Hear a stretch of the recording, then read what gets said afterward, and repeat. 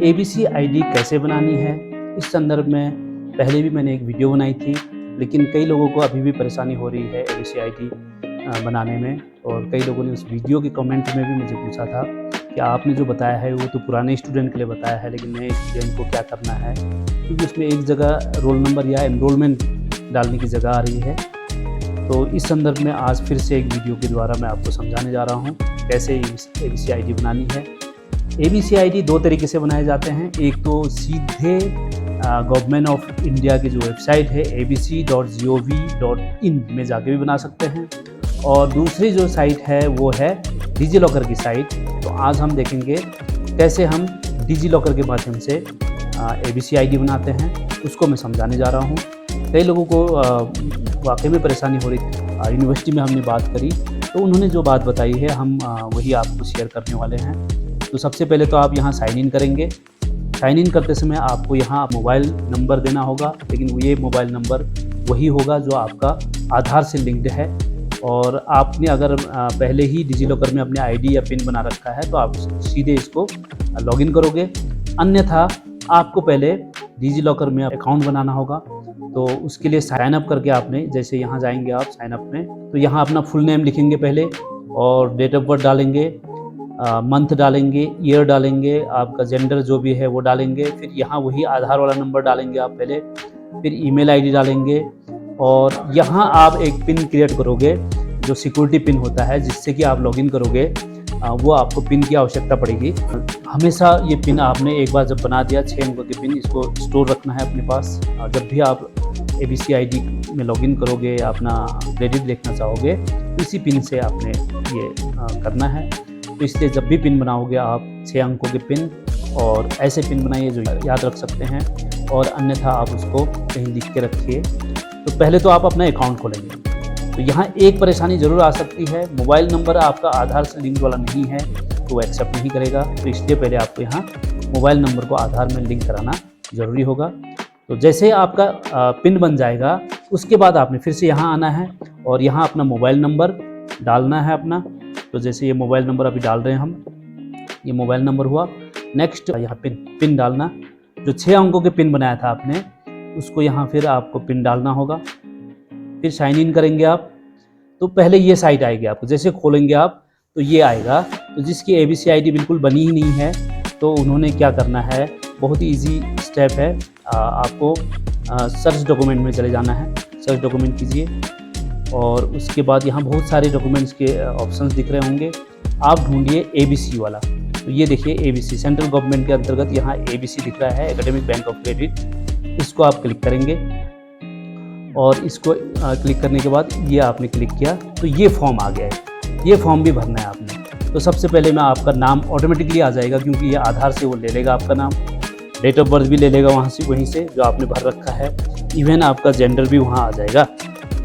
Next जो important चीज़ है, admission year पूछा जा रहा है, तो यहाँ आपने 2023 सेलेक्ट कर लेना है, ओके कर देना है। नेक्स्ट है आइडेंटिटी टाइप। यहाँ आप चूँकि आप लोग नया एडमिशन कर रहे हैं तो न्यू एडमिशन ही देंगे। पुराने एडमिशन वाले लोगों को roll number, registration number, enrolment number जो भी था उनके पास वो ऑप्शन होता था। तो नए वाले लोग न्यू एडमिशन में क्लिक करेंगे, ओके कर देंगे। उसके बाद परेशानी यहाँ आ रही थी कि यहाँ क्या डालें, क्योंकि आप नए एडमिशन कर रहे हो। जनरली यहाँ जो डाला जाता है वो रोल नंबर या एनरोलमेंट होता है। अब आइडेंटिटी वैल्यू में हम क्या डालेंगे, कई लोगों का यही सवाल था। यूनिवर्सिटी में इस संबंध में मीटिंग भी हुई है। तो ये अभी डिसीजन लिया गया है कि पिछले बार के जो आपके रोल नंबर है, यानी कि जो अभी बीए, बीएससी, बीकॉम में एडमिशन ले रहे होंगे, तो इंटर के जो आपके क्लास 12th के जो रोल नंबर है उसको यहाँ डाल देंगे। और जो एमए में, एमएससी या एमकॉम में एडमिशन ले रहे होंगे वो लोग बीए वाले जो एनरोलमेंट नंबर है, ओपन का है तो एनरोलमेंट नंबर ही डाल सकते हैं। अन्यथा आप दूसरे संस्था से हैं तो जो भी एनरोलमेंट या रोल नंबर कुछ भी डाल दीजिए आप। हालांकि यहाँ कुछ भी डालने से वो एक्सेप्ट कर ले रहा है, लेकिन अभी आप यहाँ अपने रोल नंबर ही डालेंगे, इंटर के या बीए के। उसके बाद आपने सपोज यहाँ रोल नंबर डाल दिया, कोई भी एक नंबर डाल दिया सपोज। देन आपने क्या करना है, यहाँ से संस्था को सिलेक्ट करना है। तो संस्था को सिलेक्ट करते समय भी आप लोग याद रखेंगे, क्योंकि आप लोग ओपन यूनिवर्सिटी में एडमिशन ले रहे हो तो ओपन यूनिवर्सिटी का ही नाम यहाँ डालेंगे। यहाँ फिर राजकीय स्नातकोत्तर महाविद्यालय रानीखेत या जिस अध्ययन केंद्र में आप ले रहे हो उस कॉलेज का नाम ढूंढेंगे तो मिलेगा नहीं आपको। तो इसलिए उत्तराखंड ओपन यूनिवर्सिटी ही डालेंगे आप। जैसे आप इतना डालेंगे उत्तराखंड तो आ जाता है यहाँ, जैसे आप देख रहे होंगे इस समय यहाँ उत्तराखंड ओपन यूनिवर्सिटी दिख रहा है। उसके बाद ओके कर देंगे और गेट डॉक्यूमेंट करेंगे तो आपको डॉक्यूमेंट मिल जाएगा तुरंत उसी समय, क्योंकि ये जिनके लिए हम बना रहे हैं, जिनका करके दिखा रहा हूँ मैं, इनकी ABC ID ऑलरेडी बन चुकी है, इसलिए वो कह रहे हैं कि आपने बना लिया है करके, या ट्रायल लेटर ऑन कह रहे हैं क्योंकि इनके बन चुके हैं। इनके ऑलरेडी इश्यूड डॉक्यूमेंट में देखेंगे तो ये ABC ID इनकी बन चुकी है। तो आप भी जैसे बनने के बाद इश्यूड डॉक्यूमेंट में जाएंगे तो ये ABC ID आपकी दिख जाएगी आपको। तो ऐसे ABC ID आपने बना लेनी है। कई लोगों ने उस वीडियो में ये कहा है कि इससे हमारा एडमिशन नहीं हो पा रहा है और ये बनाना ज़रूरी है क्या, इस तरह के सवाल भी पूछे हैं कई लोगों ने। और कुछ लोग जो एडमिशन करके आ रहे हैं यहाँ, तो देखा जा रहा है कि वो आधार कार्ड डाल दे रहे हैं, आधार कार्ड का नंबर डाल रहे हैं, क्योंकि उसमें भी 12 अंकों का ही नंबर है, यहाँ भी 12 अंकों का नंबर है, तो इजीली उसी को सोच रहे हैं कि ये 12 अंकों का नंबर डाल दो, ले रहा है। लेकिन उससे आपको क्या परेशानी होगी वो समझने के लिए आपको ये जानना होगा ये ABC ID है क्या चीज़। तो आप लोग खुद भी देख सकते हो ABC ID क्या है। तो उसके लिए आप जाइए abc.gov.in, जो कि पिछले बार भी मैंने दिखाया था आपको, जहाँ से भी आप ABC ID बना सकते हो। यहाँ से भी आप यहाँ से जाके स्टूडेंट में जाके बना सकते हो। तो ABC ID का मतलब क्या है, इसमें आपको साफ साफ बता दिया गया है। एकेडमिक बैंक ऑफ क्रेडिट इसकी फुल फॉर्म है। Ministry of education government of India के द्वारा यह बनवाया जा रहा है। क्यों बनवाया जा रहा है उसका कारण आप नीचे देखोगे तो कैसे बनाना है यह यहाँ भी दर्शाया गया है, इस मैप के द्वारा भी दर्शाया गया है। आप स्टूडेंट हो तो आप ABC ID कैसे बनाएंगे इसमें दर्शाया गया है। और यहाँ एक वीडियो के माध्यम से भी समझाया गया है, आप लोग ये वीडियो भी देख सकते हैं, वॉच वीडियो ट्यूटोरियल, इसको ज़रूर देखें आप लोग। वही प्रक्रिया बताई गई है जो मैंने दिखाया। अब यहाँ देखिए कैसे ये काम करता है और क्या काम करता है ये एकेडमिक बैंक ऑफ क्रेडिट, यहाँ दर्शाया गया है। तो पहले देखिए ए इंस्टीट्यूट मतलब जहाँ आपने एडमिशन लिया है, जिस संस्था में, जैसे उत्तराखंड ओपन यूनिवर्सिटी आपकी संस्था है, तो यहाँ आपने एडमिशन लिया है ए इंस्टीट्यूट में। तो जैसे जैसे आपने फर्स्ट सेमेस्टर पास किया, सेकंड सेमेस्टर पास किया, तो उसके जो मार्क्स है और क्रेडिट्स है, क्रेडिट जनरली होता है आपके अटेंडेंस और मार्क्स से बनता है। एक पेपर में आप 3 घंटे की क्लास करते हो तो 1 क्रेडिट होता है उसका, अभी तक का स्टैंडर्ड वही है ओपन यूनिवर्सिटी में।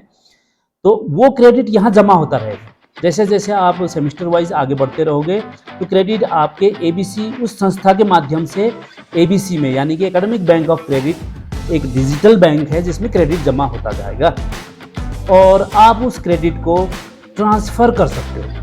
ट्रांसफ़र मतलब क्यों ट्रांसफ़र करना, हो सकता है कि इन बिटवीन आपको सेकेंड सेमेस्टर के बाद कहीं और जाना पड़ा, दूसरे जगह जाना पड़ा और आगे की पढ़ाई आपसे यहाँ इस संस्था से नहीं हो पा रही है। तो ऐसे में क्या करोगे, आप क्रेडिट ट्रांसफ़र करके दूसरे संस्था में अपने क्रेडिट को रिडीम कर सकते हो, वहाँ उसको फिर से रिक्रेडिट करके आगे की पढ़ाई कर सकते हो।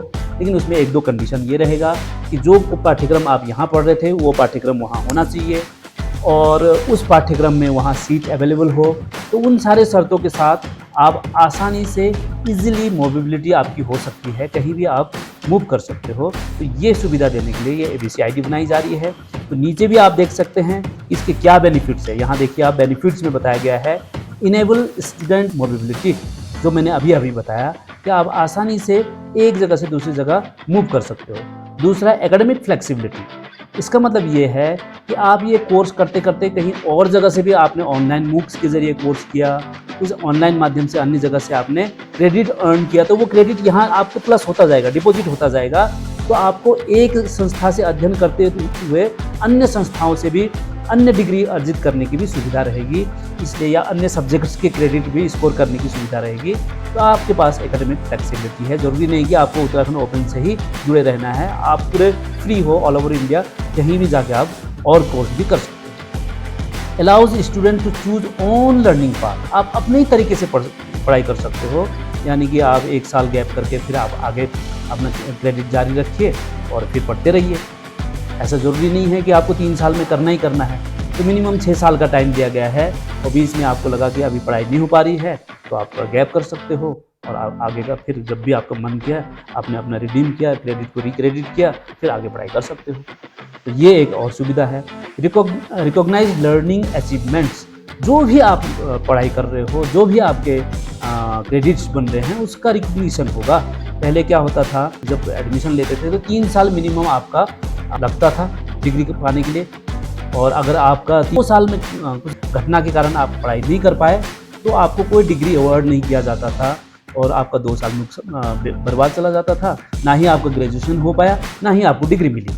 तो अब एनईपी में एक नई व्यवस्था करी गई है, हालांकि वो ओपन में किस तरह से लागू होगा अभी उसमें क्लियरिटी नहीं है, लेकिन एनईपी और एबीसी का बेनिफिट जो बता रहा हूँ, तो इससे ये होगा कि आप अगर 2 सेमेस्टर की पढ़ाई करते हो, first semester and second semester, तो आपको सर्टिफिकेट अवार्ड किया जाएगा, वो बेकार नहीं जाएगा। उसके बाद आपको 1 साल बाद आपने डिसकंटिन्यू किया सपोज, तो आपकी पढ़ाई बेकार नहीं जाएगी, आपको सर्टिफिकेट दिया जाएगा कि फर्स्ट एंड सेकंड सेमेस्टर में आपने क्रेडिट अर्न की है, पढ़ाई करी है। और आप फिर थर्ड एंड फोर्थ सेमेस्टर करते हो तो आपको डिप्लोमा दिया जाएगा और फिर फिफ्थ एंड सिक्स करने पे डिग्री दिया जाएगा। तो आपकी जो छोटी सी भी पढ़ाई होगी उसकी कहीं ना कहीं अचीवमेंट्स के तौर पे उसको देखा जाएगा। Multiple entry and multiple exit वही है, आप डिफरेंट लेवल में यानी कि सर्टिफिकेट के लेवल में एग्जिट कर सकते हो इस यूनिवर्सिटी से दूसरी यूनिवर्सिटी में रिडीम करके वहाँ आगे की पढ़ाई कर सकते हो और वहाँ डिप्लोमा तक कर सकते हो। सपोज आप दिल्ली चले गए, डिप्लोमा तक की पढ़ाई दिल्ली में करी, फिर वापस आप रानीखेत आ गए, उत्तराखंड आ गए, तो आपने फिर रिडीम किया यहाँ और फिर यहाँ से डिग्री की कोर्स कर सकते हो। तो ऐसे multiple entry and multiple exit की फैसिलिटी आपको रहेगी। Any time anywhere learning, आप कहीं जहाँ भी जाइए वहाँ आगे की पढ़ाई कंटिन्यू कीजिए। ये एक इसकी फीचर है, आपके लिए फैसिलिटी है। Allow student to study at their own pace, जो अभी मैंने बताया, अपने ही तरीके से पढ़ाई कर सकते हैं। तो ये सारे इसकी बेनिफिट है। और मैं फिर बता दूं कि ये जो क्रेडिट डिपॉजिट की जो सिस्टम है, यानी कि डिजिटली आपका क्रेडिट डिपॉजिट होगा, वो आधार में कतई नहीं हो पाएगा। इसलिए कुछ स्टूडेंट जो आधार डाल रहे हैं उनको परेशानी हो सकती है बाद में। इसलिए आपके अब जैसे एडमिशन हो रहा है, इसके बाद तुरंत बाद आपका असाइनमेंट की आपकी परीक्षाएं होनी है ऑनलाइन, तो उससे पहले आपको एबीसी आईडी सबमिट करनी होगी, बना के यूनिवर्सिटी को देना होगा। तो ये आपको मैंने बताया जो बातें ज़रूरी थी बताने, तो आप लोग अब समझ गए होंगे कैसे बनाना। नहीं भी समझ आ रहा है आपको, ये वीडियो ज़रूर देख लीजिए आप लोग। और कोई परेशानी होंगी तो आप लोग ज़रूर यहाँ आएंगे, कॉलेज में आएंगे, हम आपको फिर फर्दर जो भी है बताएंगे। Thank you.